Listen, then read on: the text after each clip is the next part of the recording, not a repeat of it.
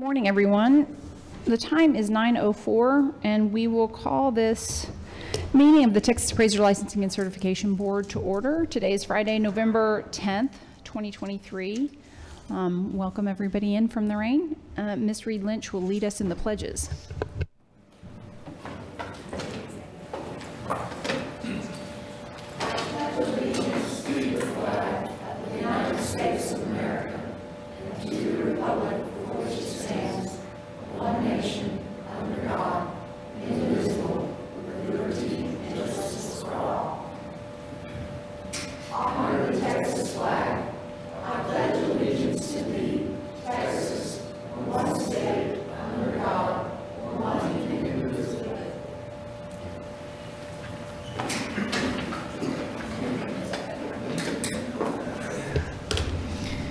We will now have roll call and excuse any board members' absences. Present. Present. Chance Bolton. Present. Yolanda Castro. Present. John Eichelberger. Present. Paola Escalante-Castillo. Mark McAdoo. Present. Stephanie Robinson. And Lisa Greenwald. Present. Ms. Escalante Castillo and Ms. Robinson are both absent today, having given prior notice. I will hear a motion to excuse their absences.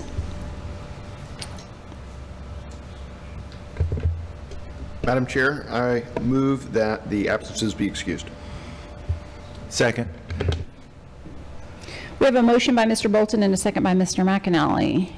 Any discussion? All those in favor? Aye. Aye. Anyone opposed? The motion passes. Moves us to agenda item number 3. I'd like to note that if any visitors wish to speak, they must complete a public meetings comment slip. And I believe the table is not outside today, so over here to my left, you can pick one up from Ms. Dion. If you would like to speak on any agenda or non-agenda items. I do want to note that we finally have Mr. Black, our former board member, here today.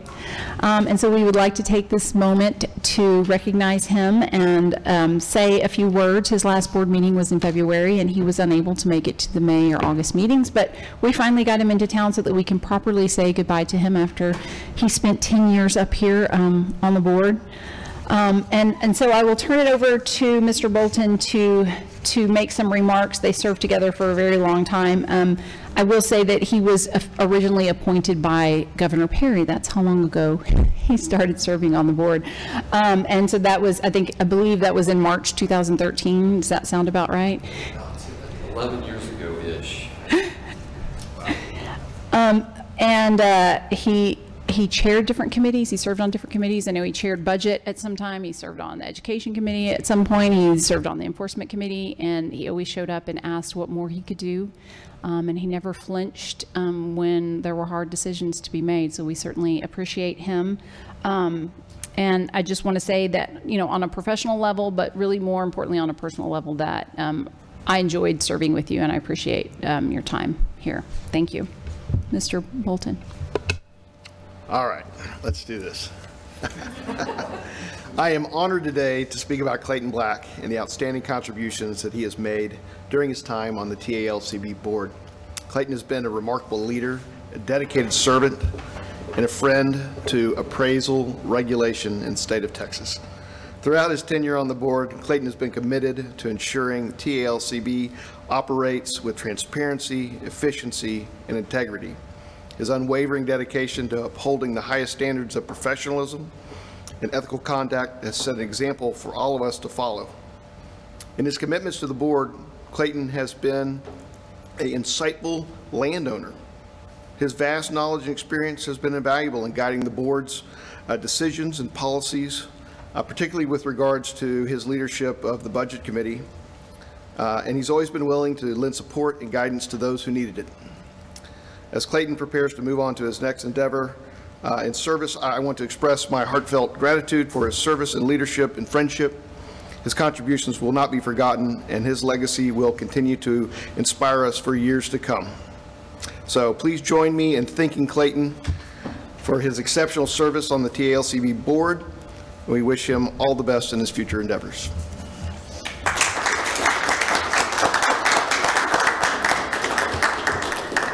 Ms. Reed Lynch has a gift for you from the board.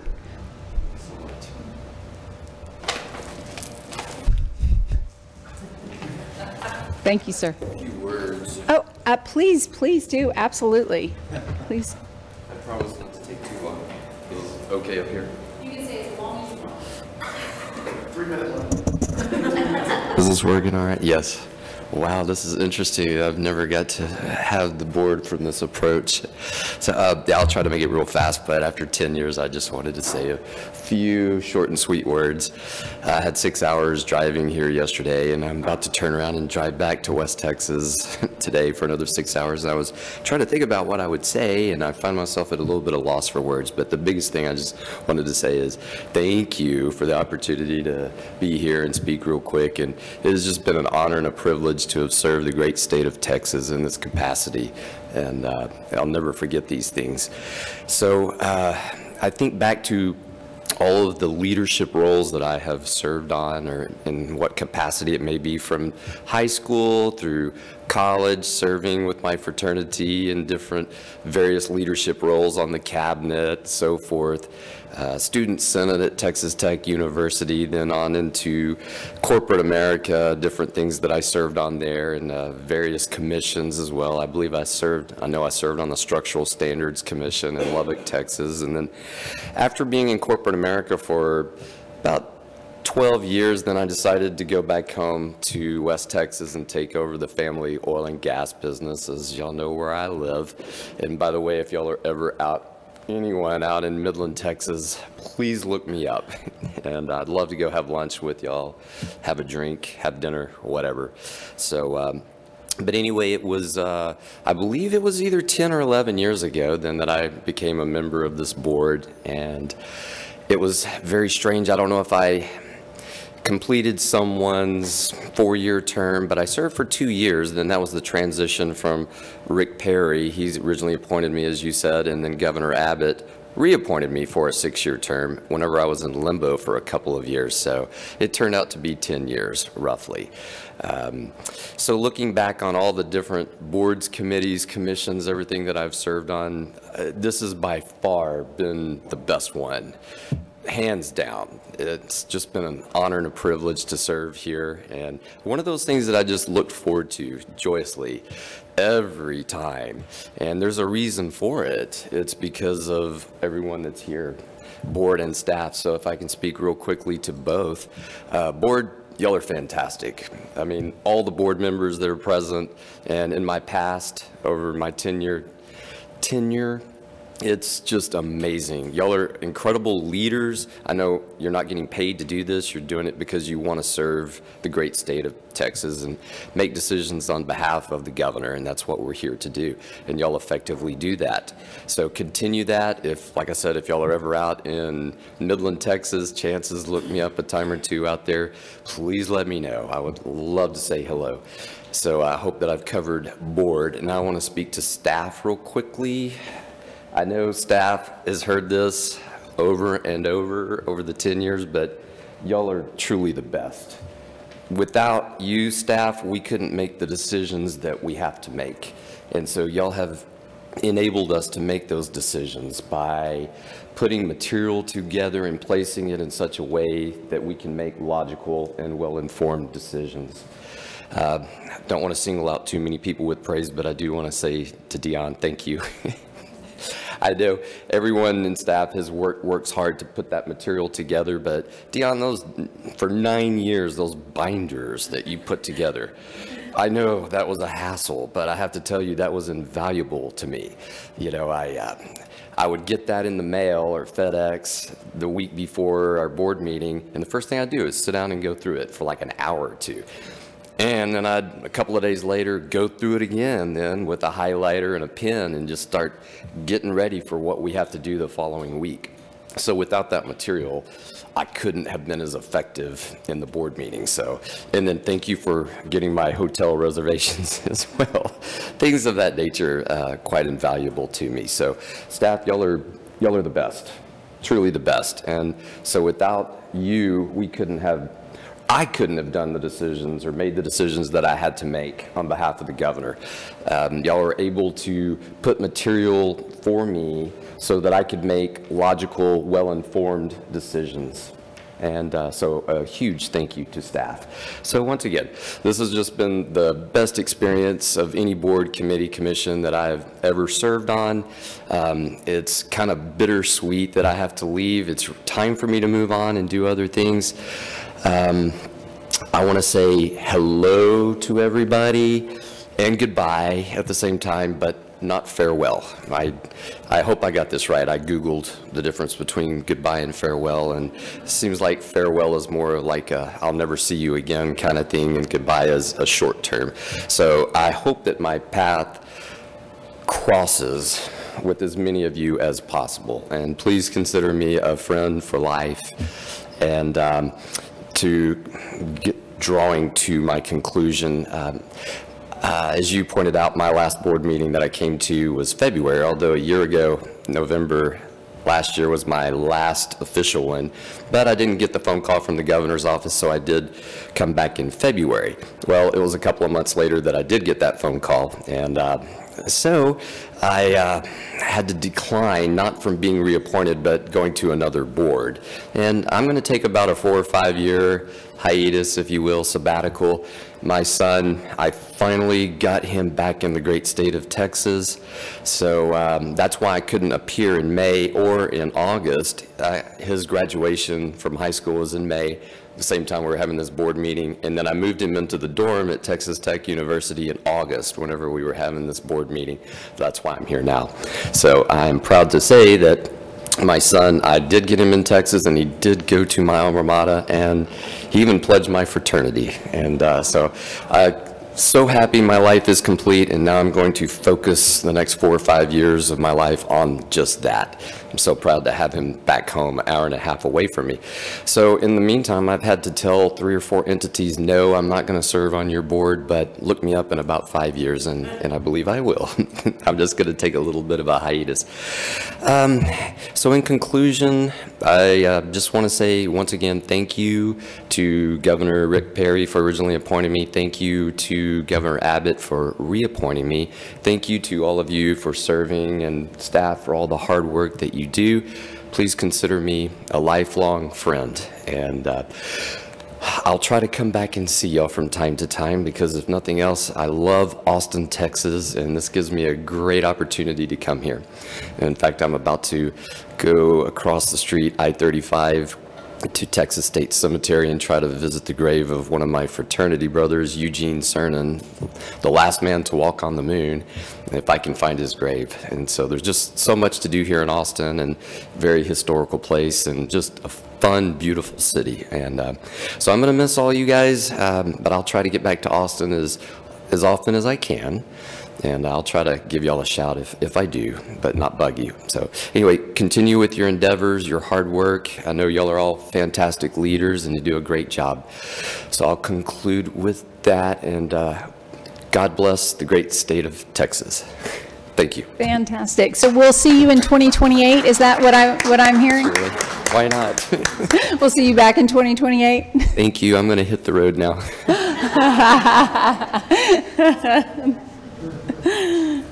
Bye, Clayton. Thank you so much. Safe travels back out of town.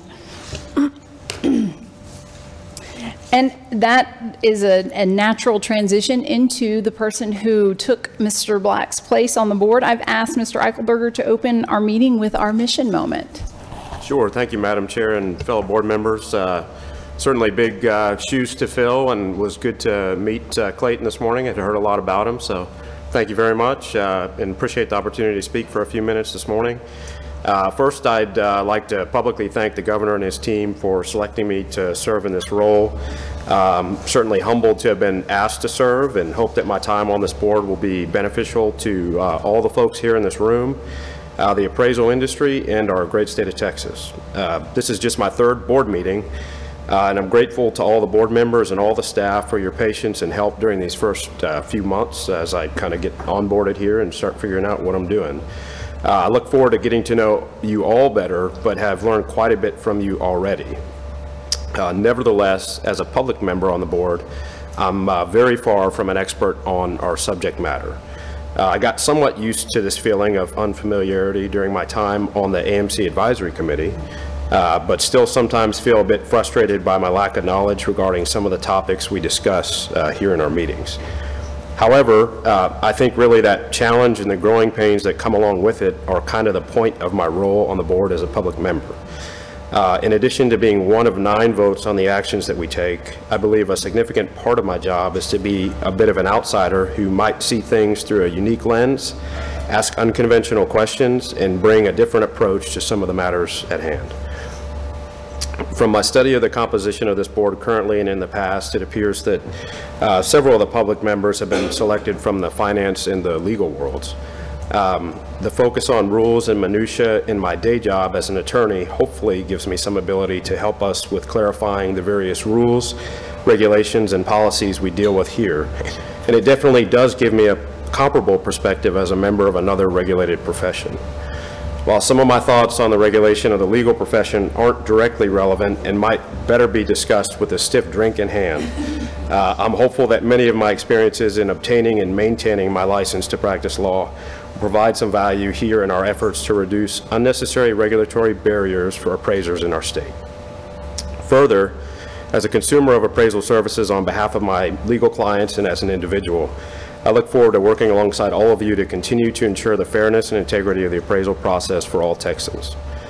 I've been truly impressed with the kindness, candor, and intellect of all the board members and all the staff of the TALCB, and I look forward to serving with you over the coming years. Thank you.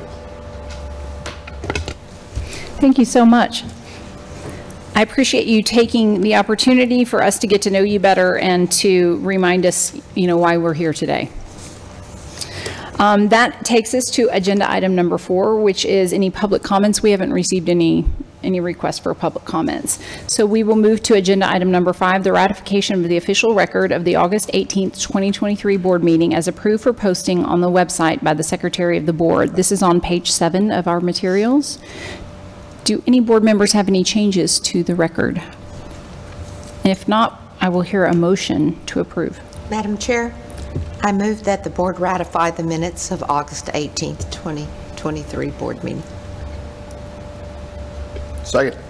We have a motion by Ms. Reed Lynch and a second by Mr. Bolton. Any discussion? All those in favor? Aye. Aye. Anyone opposed? Motion passes. Takes us to agenda item number 6. These start on page 13 in our materials. They're the final orders and surrenders in the matter of complaint A and complaint B.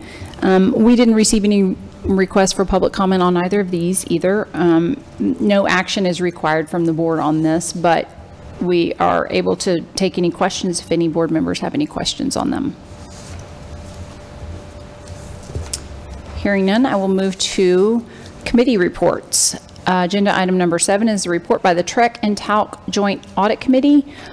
This is included in our materials on page 24. Mr. McAnally attended the committee meeting as Mr. Bolton had a conflict.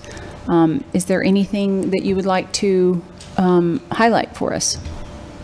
Madam Chair, if I may, if I could ask us to just pause a minute and just remember that tomorrow is Veterans Day. Oh, thank you for that. And so Veterans Day is to honor all living and those that have passed on before, veterans. So I just ask everyone here and anyone that may be watching tomorrow, if you have a family or friend, thank them for their service. They've sacrificed their life, their family, their station in life to serve our country. So I just wanted to take that for a minute and just insert that into our dialogue.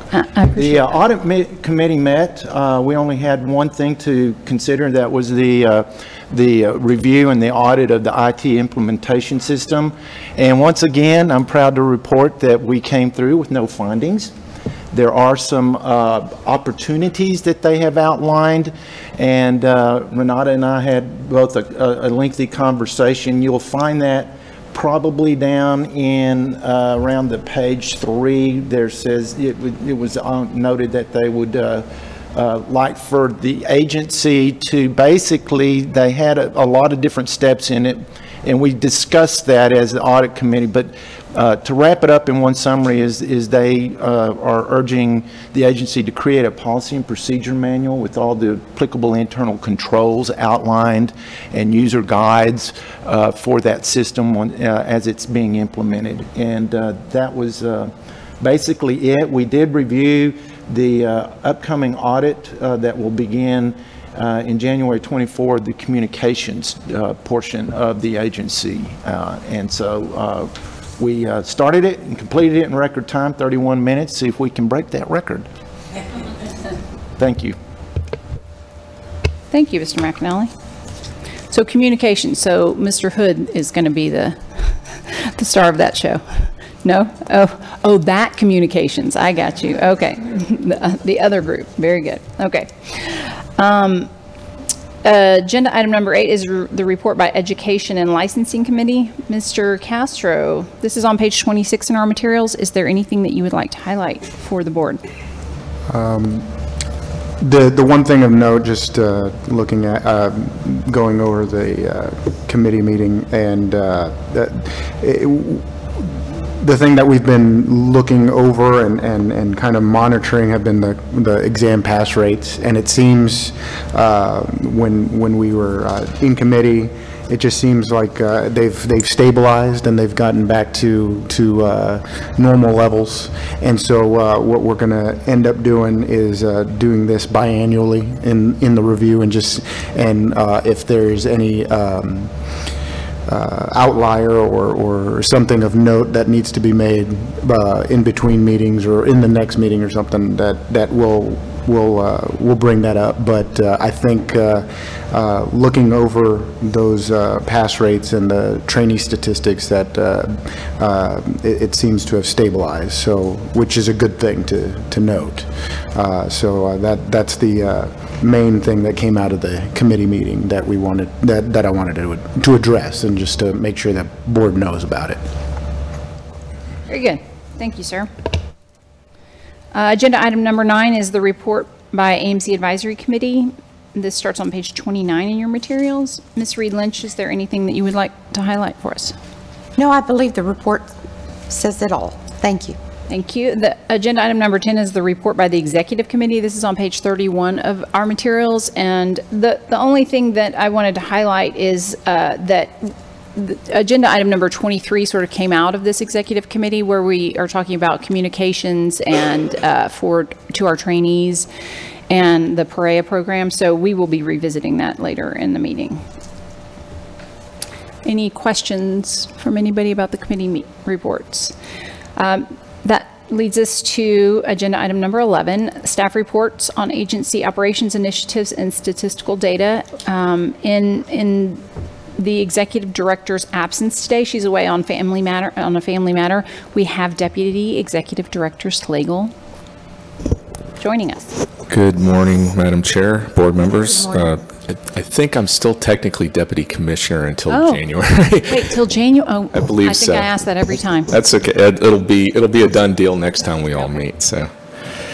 Yeah, I'm gonna stick with it then. So, good morning, everybody. I am Tony Slagle, Deputy Commissioner.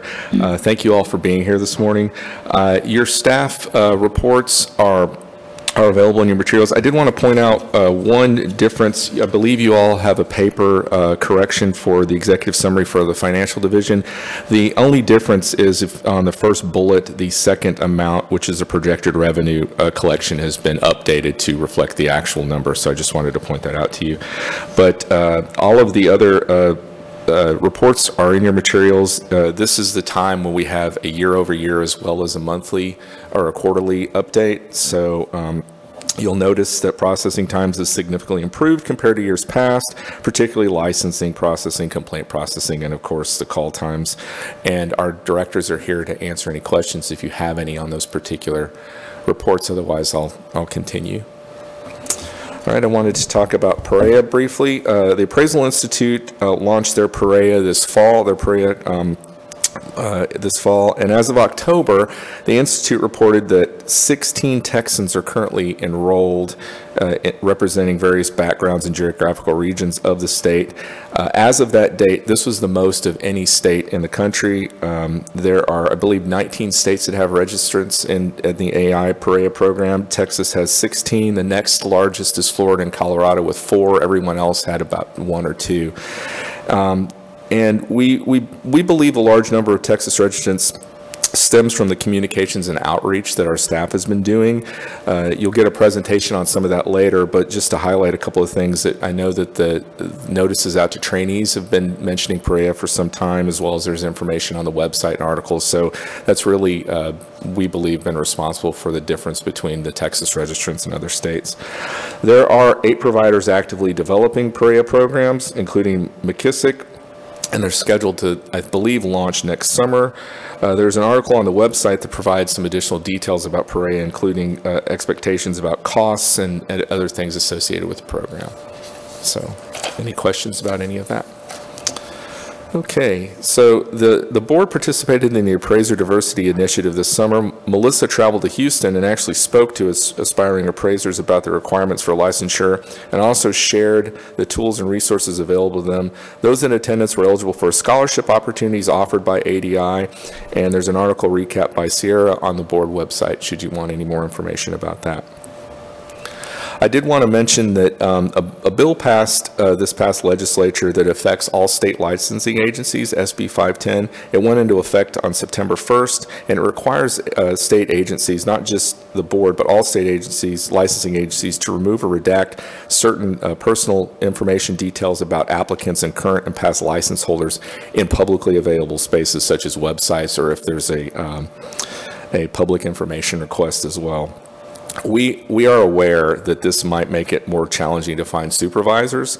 So our communications, we've been making communications, including alternative means to potentially find supervisors, pointing people to various other sources they can utilize to find supervisors. As you're aware, the November is when we start our outreach for the AMC registry, and beginning this month, we have an article on the website. And we've also sent out notices as well to AMCs to try to get that started. The registry opens in January and is open until the end of March. So any questions about any of that? All right. I want to provide an Aero update. I attended the Aero conference in Salt Lake City in October, and there were 2 board investigators that attended with me, John Phillips and Ian Monroe. I just want to provide a brief update on that. John and Ian took a fair housing training on the first day of the conference, and they both found it to be extremely informative. Texas continues to be kind of a shining light at these conferences. We were mentioned several times in presentations, various discussions. I believe one of the investigators actually heard somebody talking about Texas as he was walking into one of the conference rooms. In particular, states seem to be interested in our partnership with the TWC and how to handle those particular bias-related claims and complaints. California is already moving in that direction, and after an administrative roundtable I attended, I spoke with several states that were interested in it and wanted to know more about how they could do that. So we, as always, we seem to be a leader in those types of things. Another thing that was discussed there were alternatives to experience. The AQB continues to consider alternatives to experience for upcoming new license holders. One of the things they're considering is what's called a super test, which would bypass experience. Another is a certification program through 2-year community colleges type programs where you could take education and get certified at the end of that. So they're continuing to try to figure out ways to get additional people into the industry. One thing I wanted to mention was the PAL Act. I believe we've talked about this in the past. It's been a similar bill's been filed several times. So I don't. This is not something imminent, but I did want to put it on your radar. That it's the Federal Portal for Appraisal Licensing Act. That's what PAL stands for, and it would establish kind of a cloud-based licensing portal that would be managed by the ASC, and state regulatory bodies would have access to it. It'd be a central location for education, discipline, all of that information. Allow providers to upload it directly to that portal, and the ASC is if this were to go anywhere, and again, this is a bill that's been filed several times in the past, but if it were to go anywhere, ASC could also provide funds for state connectivity, so they would have a way to connect to the portal. Any questions about that? Would that replace some of the functions that we do? I don't believe so. It would just be a repository to get that type of information. So, okay. Yeah. Ms. Santos? To say there is language in that bill that says that nothing here, the states shall retain their ability to act independently upon licenses, certification, and registration. Yeah. Okay. Yeah. I mean, obviously, we would want to keep track of anything like that Yes, would ma'am. impact us, and and speak as a board or an agency at any appropriate time. I'd like to move on to just a couple of administrative updates. The RAMP program, staff is working with our vendor currently in tailoring, configuration, testing, and automation. We're making very good progress. A few tasks are somewhat delayed. I continue to expect a fall rollout of next year. And asking how far we've come, Tom, our IT director, says we're about a third of the way. So we're on budget for that as well. The across-the-board raises you approved for our hardworking staff have been implemented. We're grateful for that. We have seen staff, both on the commission side and the board side, pay that generosity forward with an 83.3% participation in our season of giving that we just went through by donating funds to support charities through the State Employee Charitable Giving Campaign and the Holiday Wishes. The Holiday Wishes benefits partners with children so that foster children can get a few of their wishes and their gifts for this holiday season. The total we collected was $21,000, and we were able to sponsor 42 children. And I want to note that the board staff were in 100% participation. So, yeah. And I just want to also thank you for your IT security training. We're now 100% compliance thanks to your diligence. So thanks for accommodating and for the pestering of staff to get it done. And that's really all I have. So thank you. I know that was a lot of information to give to you, but if anyone has any questions, I'm happy to answer any. Thank you, Tony. Thank you. All right. Thank you very much. Did we beat the TREC commissioners in getting our IT done? I'm not sure. Yes. Yes. Of course. The answer is yes, of course. Okay. Just want to make sure. We'll let Scott know.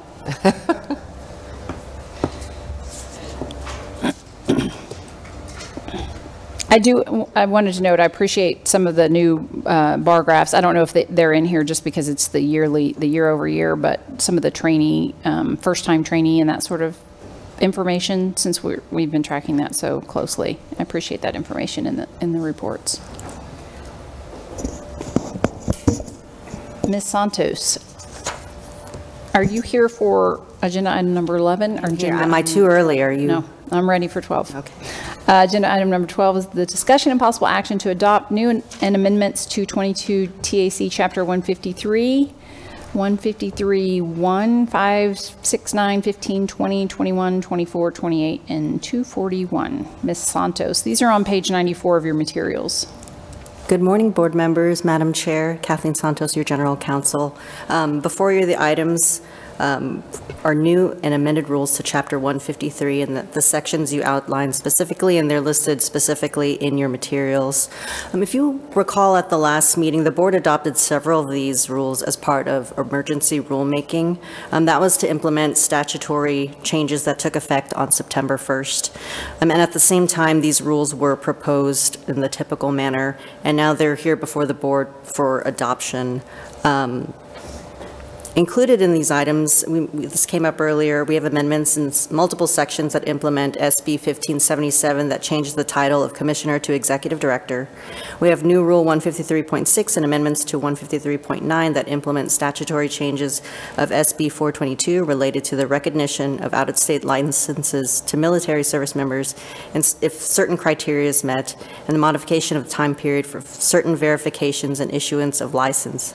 In addition, the implementation of these statutory changes, we have new Rule 153.6, which is intended to replace and consolidate language that was in our applications rule in 153.9 related to military service members, veterans, and military spouses. And this was for greater clarity in an organization and in conjunction with existing license by reciprocity, the license by reciprocity scheme that exists already in 1103 of the Occupations Code, along with AQB requirements.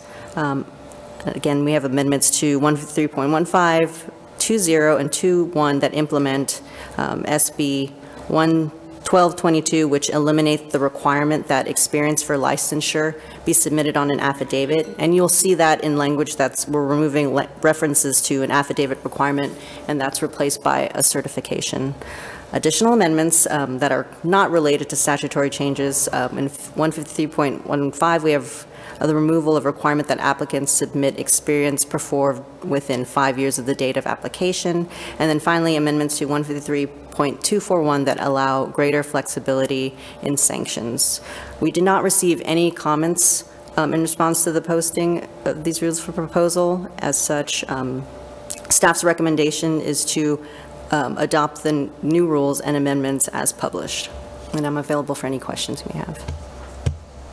Madam Chair, move that staff is authorized on behalf of this board to submit for adoption new rule and amendments to 22 Texas Administrative Code, sections 153.1, .5, .6, .9, .15, .20, .21, .24, .28, and .241 is published along with any technical or non-substantive changes as required for adoption. Second. We have a motion by Mr. McAnally and a second by Ms. Reed Lynch. Any further discussion? All those in favor? Aye. Anyone opposed? Motion passes. Thank you for that heavy lift, Mr. McAnally and Ms. Santos. I was going to say. Agenda item number 13, discussion possible action to adopt amendments to 22 TAC Chapter 157, 157.6. Ms. Santos, this is on page 115 in our materials. Yes. The amendments before you in this item for 157.6 reflect a process for the board issued advisory opinions to be reviewed regularly and determine whether they should be withdrawn or superseded. We did not receive any comments, and staff's recommendation is to adopt the amendments as published.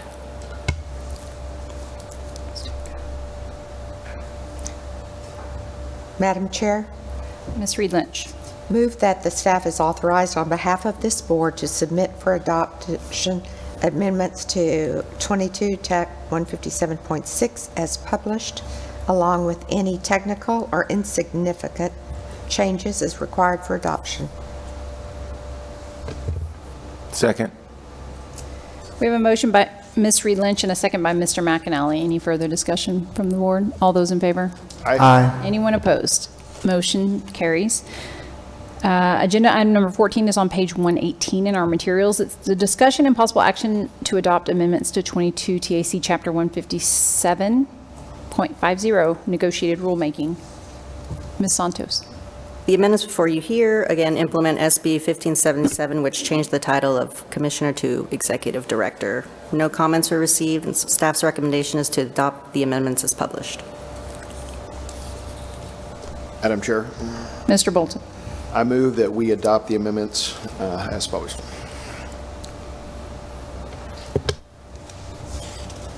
Second. We have a motion by Mr. Bolton and a second by Ms. Reed Lynch. Any further discussion? All those in favor? Aye. Anyone opposed? Motion passes.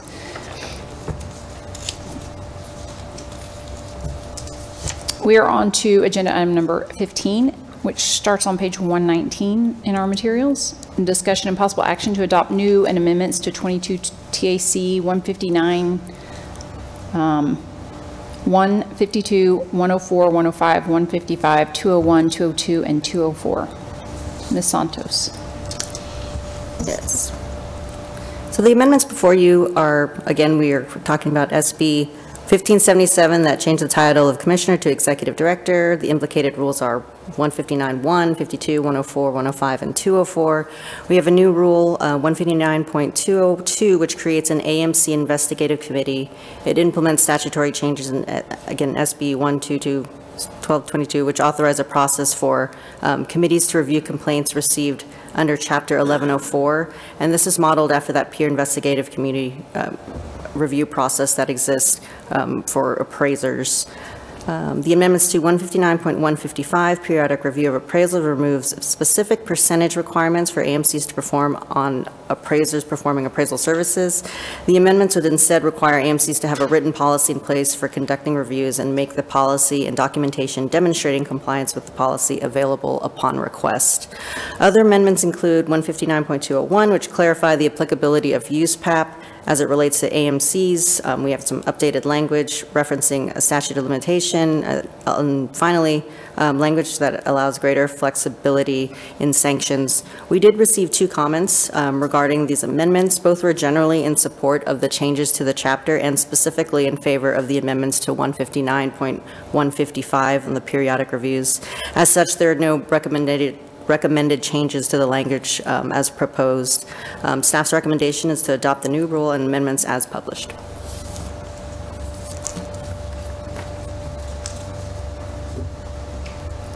Madam Chair, I move that staff is authorized on behalf of this board to submit for adoption new and amendments to 22 TAC 159.1, 159.52, 159.104, 159.105, 159.155, 159.201, 159.202, and 159.204 as published, along with any technical and non-substantive changes as required for adoption. Second. We have a motion by Mr. Castro and a second by Ms. Reed Lynch. Any further discussion? All those in favor? Aye. Anyone opposed? The motion carries. Ms. Santos, remind me, so now that the one that now that these are, they're not formally adopted today, right? It still takes, there's still some period of time? Yeah, I think 2 to 3 weeks is probably 20 days after it's submitted to Secretary. Okay. Secretary of State. And so at some point we'll sort of put the framework together for the AMC investigative committee. Mm-hmm. Yeah, after that. Okay, very good. We will look forward to that before the next board meeting. I think probably the executive committee would be on that agenda to iron that out. Okay, very good. Thank you, ma'am. That moves us to rules for possible proposal. Agenda item number 17 starts on page 136 in our materials. Discussion and possible action to propose new 22 TAC Chapter 151. Madam Chair, we do have item 16. I did not have a need for executive session. Oh, thank you for reminding me. I completely took that out of my paperwork. Yes. Oh, so agenda item number 16 is for the executive session. We don't have a need for executive session unless anyone here has something that they would like to bring forward. So we will move on to agenda item number 17. Thank you, Ms. Santos. Agenda item number 17, discussion and possible action to propose new Texas Administrative Code Chapter 151. The specific rules and titles are listed in your materials, beginning on page 136. Before you, we have some new rules that would comprise a new general administration chapter. These rules are different from your typical rules because they don't really relate to appraisers, they don't really relate to AMCs. This relates more to the general administration of the agencies. I will say that all of these rules are modeled or are adopting by reference existing rules that exist for TREC. And this is for consistency, and the specific requirements within the rule are driven by statute. Staff's recommendation is to propose the rules as presented, and I'm available for any questions you may have. I certainly appreciate that y'all continue to, look objectively at our rules and find areas of improvement. So I appreciate that, or areas that need to be bridge the gap. Anybody have any questions for Ms. Santos? Madam Chair, I'll move that staff is authorized on behalf of this board to submit new 22 TAC sections 151.1, .2, .3, .4, .5, .6, and .7 as presented for publication and public comment to the Texas Register, along with any technical or non-substantive changes as required for proposal. Second. We have a motion by Mr. Eichelberger and a second by Mr. Castro. Any further discussion? All those in favor? Aye. Anyone opposed? Motion passes. Agenda item number 18 is on page 140 of our materials. Discussion and possible action to propose amendments to 22 TAC Chapter 153. Ms. Santos. So for the proposed amendments to 153.12 criminal history checks, they more accurately reflect the process of criminal history checks. If you recall, for 153.16, the license reinstatement, if you recall, at the last meeting, there was sort of a back and forth discussion that started in our Education and Licensing Committee, back to the board to get some feedback, and then back to the committee again. And now this rule has been refined and is back before you again for proposal. The amendments to 153.16, the licensing reinstatement rule, would remove the re-examination requirement for reinstatement and clarify the requirements are consistent with USPAP and specify when an applicant must demonstrate experience in compliance with USPAP. Staff's recommendation is to propose the amendments as presented, and happy to address any questions you may have. Does anybody have any questions? Madam Chair. Mr. Bolton. I move that staff is authorized on behalf of this board to submit amendments to 22 TAC 153.12, 153.16 as presented for publication and public comment to the Texas Register, along with any technical or non-substantive changes as required for proposal. Second. We have a motion by Mr. Bolton and a second by Ms. Reed Lynch. Any further discussion? All those in favor? Aye. Anyone opposed? Motion passes. Agenda item number 19 starts on page 145 in your materials. This is the discussion and possible action to propose amendments to 22 TAC 159.110, the AMC National Registry. So the amendments before you in 159.110 would allow greater flexibility in addressing instances where an AMC has failed to pay the National Registry fee.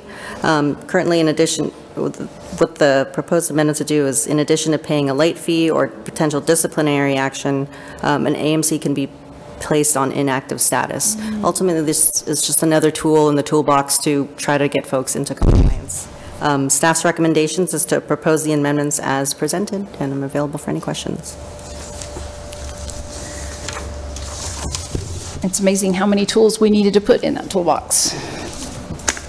Does anybody have any? Yes, Ms. Reed Lynch. I move that the staff is authorized on behalf of this board to submit amendments to 22 TAC 159.110 as presented for publication and public comment to the Texas Register, along with any technical or insignificant changes as required for proposal.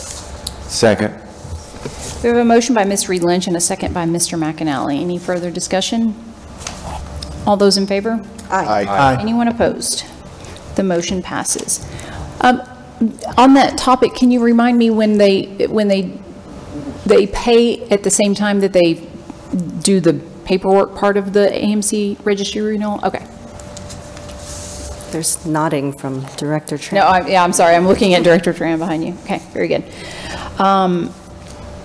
Because we, start this endeavor again in January, so. Okay, we will move to agenda item number 20, discussion regarding the fiscal year 2023 annual internal audit report. Ms. Williams. This starts on page 149 in our materials.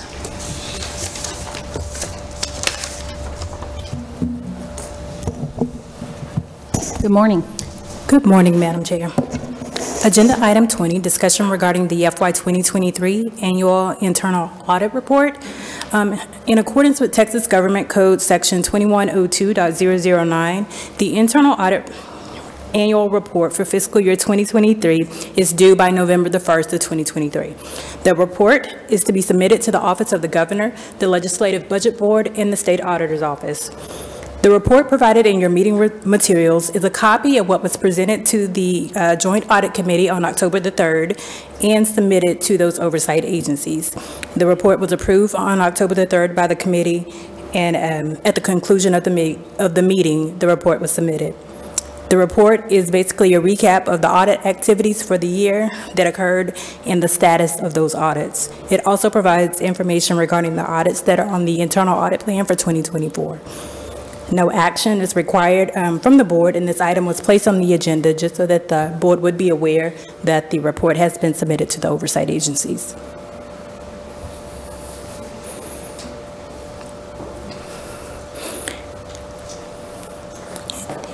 And are there any questions? Does anybody have any questions? So this report is what is reflective of the work that was done between September 2022 and August 31st of 2023. Yes, ma'am. Okay. Any other questions for Ms. Williams? Very good. As she said, there's no action required. Thank you, ma'am. Thank you. Agenda item number 21, discussion and possible action regarding nominations to create a slate of candidates for the offices of Vice Chair and Secretary of the Board. So as a reminder, today we will create a slate of candidates, and at the February meeting we will hold the vote. And as another reminder, by statute, the Vice Chair serves as the Chair of the AMC Advisory Committee. The floor is open for nominations. Madam Chair, Mr. Bolton. I would nominate Mr. McElhenney, excuse me, as for Secretary, and Ms. Martha Gale Reed Lynch as the Vice Chair. Do we have any other nominations? There's no action required by us today, but we can still make additional nominations from the floor at the February meeting prior to the vote. Thank you, Mr. Bolton. Agenda item number 22 is discussion and possible action regarding amendments to TALCB policy memoranda. The new forms are changes to existing TALCB forms. Ms. Santos, this is on page 157 in your materials, and I believe we got a supplemental document. Yes, you should have a printout that was put next to your tablets when you came in. As you mentioned, Madam Chair, discussion and possible action regarding amendments to the TALCB policy memoranda for forms or changes to existing forms.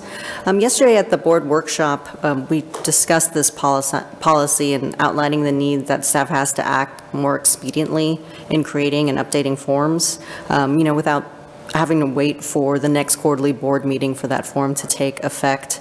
As I mentioned in your materials, you have that original policy I drafted really as sort of a starting point for that discussion yesterday. And based on the discussion, the feedback that I got was that what a policy that you all would be amenable to was something where staff has authority to create new or amend existing forms for immediate use, and that those forms that were created or amended be included in the monthly staff reports. And so I've revised that original drafted policy, and that new policy based on that understanding is right next to you. And so in light of that discussion yesterday, staff's recommendation is to withdraw the policy and replace it with the one printed out next to you that would be authorize staff to create new and amend forms for immediate use, and then that forms be included in the monthly staff reports sent to the board. Okay. Mr. McAnally, I really wanted to get your input on this because you've served on the board off and on for many years. And so this is going to be a little bit different of a process for us. And my understanding is that in the past, any forms, and what we're talking about forms is, renewal forms and applications and that sort of thing, and it's basically your name, your address, that sort of information, your school hours, just that overview type information, that they've always come before the board for is that your understanding? Is that your? That's been my experience. Okay. I think just stating it a different way, what we're proposing today is to delegate authority to staff to make these changes because they're mainly administrative. They're caused by something like a change in the legislature that we just discussed earlier in this meeting. Sometimes we adjust our fees, but the board is already knowledgeable about those fees. So it becomes an administrative role. So I see this as a good thing.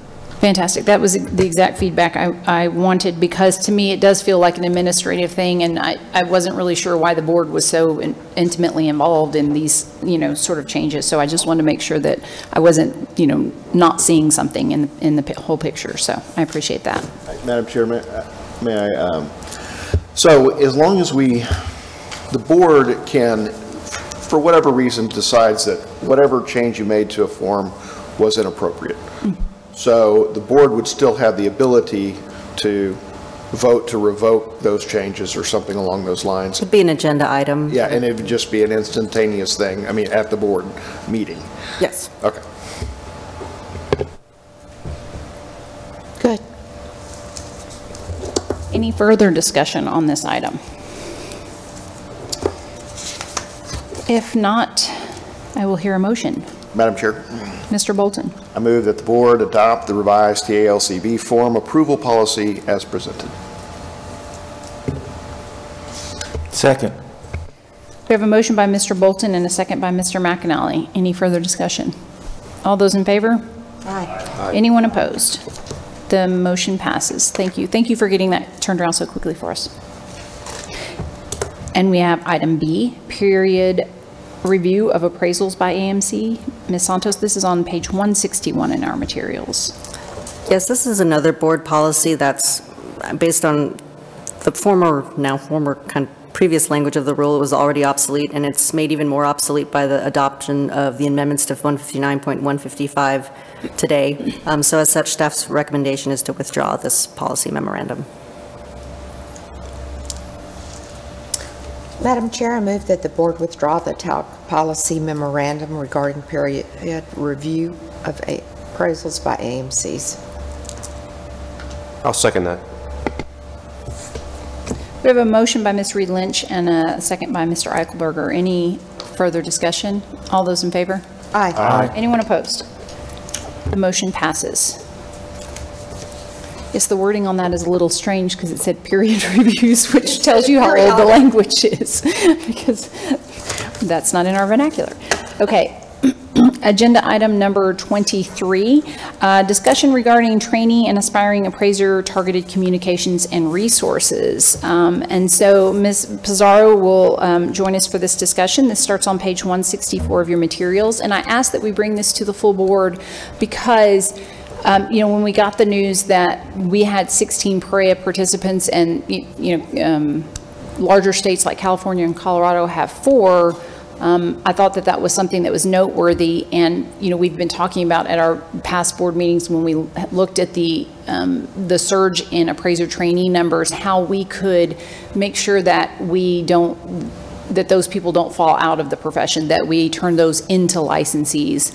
And so we've been talking about this for a long time, and it's one of those examples of where we as policymakers see things and we come up with these ideas and we, then ask staff to go implement them. And I think that it's apparent from how many participants that we have and how many when you continue to look at our trainee numbers, that they have remained high, and that where they have fallen, those appear to have turned into licensees. And so it looks like we're continuing to keep these people in the profession, which is what our goal has been. And so I just wanted Ms. Pizarro to come here and kind of talk about their efforts in the communications, what they look like, what they're saying, what the response is. Yeah, we're really happy to hear about that feedback, and I'm pleased to formally introduce myself to you all for the first time officially.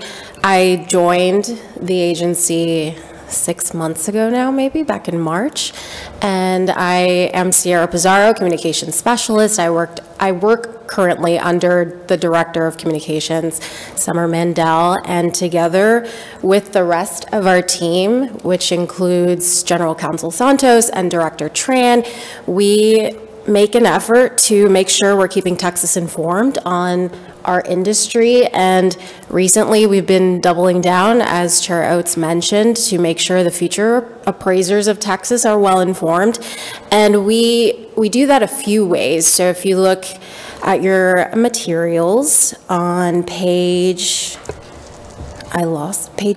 just before page 177, around page 164, thank you. So we reach out to people multiple ways, and of course that includes social media. So you'll see the board has a Facebook, the board has a LinkedIn officially as of August, and we post mainly our articles, the content on our website. We also post about different tools, resources that the board offers, such as our exam topics reports, and sometimes we like to toot our own horn. So recently, of course, we talked about Texas being one of 5 states, not going beyond federal requirements to become an appraiser. Next, you might be familiar with these, are email newsletters.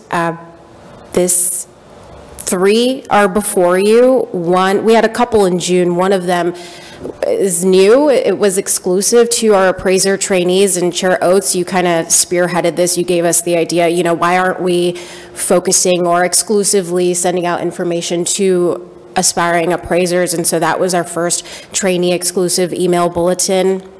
That was information we're hoping that included content more relevant to them and tools, resources. And so that was in June, and then the other 2 newsletters in August and October included everyone else, which means appraisers, AMCs, everyone.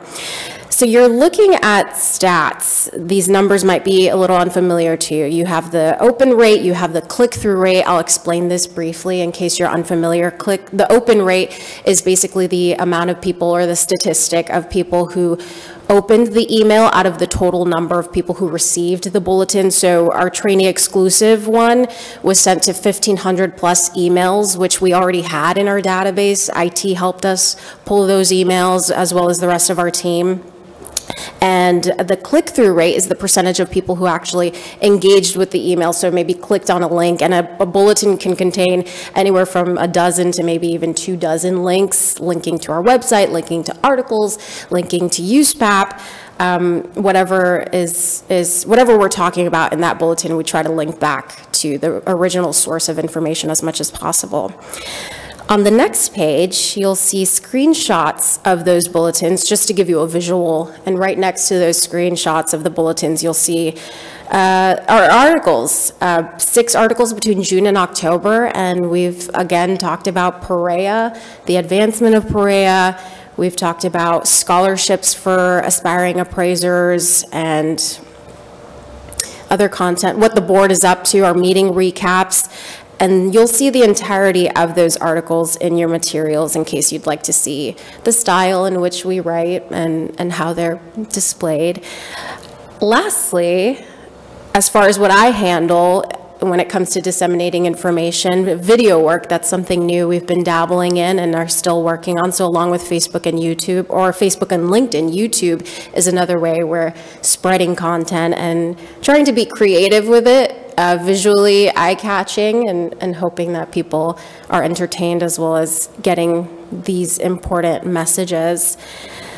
The communications don't stop there. They don't end with me and Summer. We're all coordinated, looped into this effort. Our licensing with Director Sample and customer relations with Director Hood. So in the licensing world, our team there has targeted messages on the application process, the expiration updates, notices, PAREA updates, et cetera. So you're going to find that material on page 177. As well as in your supplemental materials, you'll see those notices on hand. We also coordinate with CRD, who inform people on where to go to get the right information, our customer relations division. And I think that wraps up my report. So if you have any questions, I can help answer.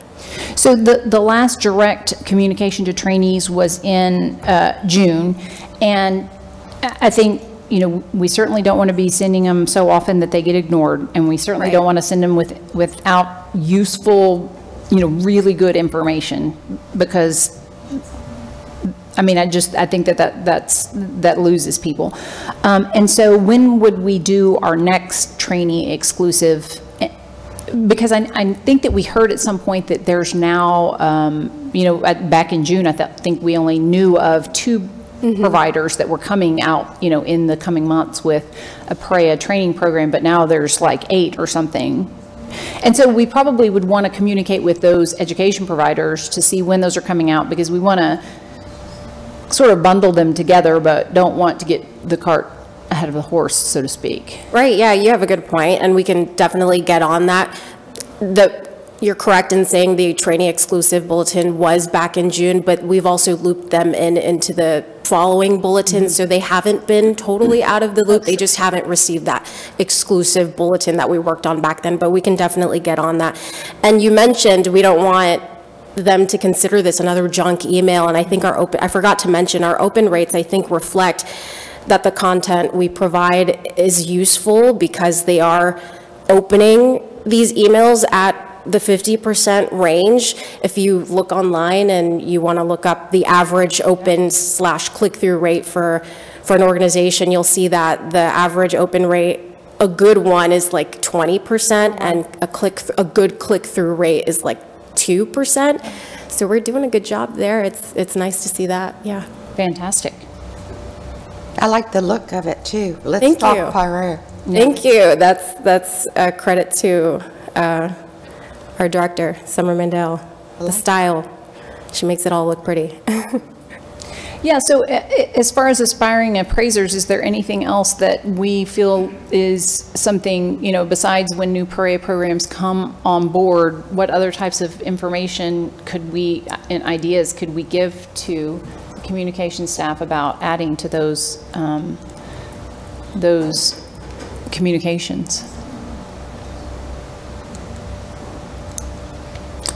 Well, as you go ahead, Mr. McAnally. Well, I was going to say, I like the idea you suggested that if we know in the state in itself, because it's cheaper for the student to be in Texas to get the education, if we had those offerings. I know I get them sporadically through the different organizations I belong to, but if we could be the clearinghouse for that, so there's one place they can go and see if there's anything that, you know, core hours or whatever they need, that would be great. Yeah. That would be great. And quite honestly, as a supervisory appraiser, I would like to get a copy. It would be on this email too. That way I could toggle them a little bit and say, hey, you need to look at this. Yeah. Okay. Yeah, that's actually a great idea. Thanks for mentioning that too. If anyone isn't, or anyone listening isn't subscribed and would like to, just go to talcb.texas.gov, and if you have trouble subscribing, send me an email. Very good. And I would just say, if you have any ideas, you know, throughout between board meetings, certainly reach out to Sierra and the staff and just, you know, let them know if you've found something interesting that might be, you know, I mean, of course we have to be careful about what we're promoting or sending out, but I have a question. Yes, ma'am. You've been talking about trainees mostly. Yes, ma'am. And I did notice here that it's aspiring appraisers. What are you thinking as far as reaching out for aspiring possible people, young people or whatever, to get into being an appraiser? I mean, are we reaching out to universities, to professors that teach real, what, I don't understand. I've always struggled with that question, if that is the purview of this board. Of course, aspiring trainees are already licensed, and I would love to use this platform for that purpose. No, I just want to make sure that we're item, staying true to our mission. The agenda item specifically states aspiring appraiser. Right, yeah. I mean, I think that we sort of have all felt like, you know, the health of the appraiser industry certainly means that that's within, you know, our purview. But I don't think that we've ever really thought about what we would do sort of beyond talking to people who are already, you know, licensees in some way. There's a lot of the public that doesn't even know what an appraiser does. So, and I think that there are people attending university that enjoy a certain area that they're studying, and they don't know where it fits in society. I think we try to reach those people and explain, well, you could be an appraiser, and you could, you know, eventually work for yourself, or all the possibilities. Yeah, I think we could definitely be more proactive. In fact, in the audience right now is Amy Abels. Amy, are you still with Crew? No. But there's an organization that Amy used to be the director for commercial real estate, women in commercial real estate, something like that. And they would occasionally do like speed dating with different architects and appraisers and things like that. So maybe that is something we could also look into, that we as board members could kind of put ourselves out there to be part of those sorts of things. Well, I thought maybe a video of people who are practicing appraisers. What it took to get there, and what they like about the job. I'm just... No, I appreciate it. Just throwing it. Very good. I have seen these videos where they stop people on the street and ask them what they do and how much money they make, and I'm always waiting for someone to talk to an appraiser to see what, to see what the comments are. Haven't seen one of those yet, but we'll see. I nominate Mr. McAnally to make those videos for us. But yes, let's keep brainstorming ideas like that. I think that that's great, and anything that we can put out there. I would say if we did June, if we have the material to do another one specifically to trainees, especially now that we know there's going to be more pariah providers, if we can get something that's substantive to put together for another communication, I think that's great, so that we can continue to see the appraiser trainee numbers stay high. Anything else? Thank you so much for putting this all together. This was very informative. And again, shows the implementation by staff on these ideas and our success rate. So certainly appreciate the time put into this. Okay, that takes us to agenda item number 24, discussion and possible action regarding agenda items for future meetings. Is there anything that we had today that needs to be carried forward? Any new items? Hearing none, we will move on to agenda item number 25, discussion and possible action to schedule future meeting dates. The calendars are on the last page of our materials. So we previously set the date of February 23rd and May 10th for the next two meetings. And we can set a tentative date for the August board meeting. So there's 6 Fridays in the month of August. I will say that the people with children still in school on the board, you might check your school calendars to see what dates will work, if there's any kind of conflicts. I will be sending my very first child off to college next August, so I don't know how that works or when that would be in the month, but we can go ahead and set a date. Does anybody have does the 16th sound like a good starting point? Kind of in the middle of the month? Does that work for everybody? Okay, so when you get back to your offices, kind of look at your calendars and see if that works, and if it doesn't, then would our second date maybe be the 23rd? Does that, our backup date, the 16th or the 23rd? Okay, so we will set it for August 16th with a backup date of the 23rd. Is there anything else? That takes us to agenda item number 6, adjournment. Thank you, everybody who spent the last 2 days with us. Appreciate it. Came in from the rain both days. So everybody have safe travels on your way back to where you came from, and have a great weekend. The time is 10:17 and this meeting is adjourned.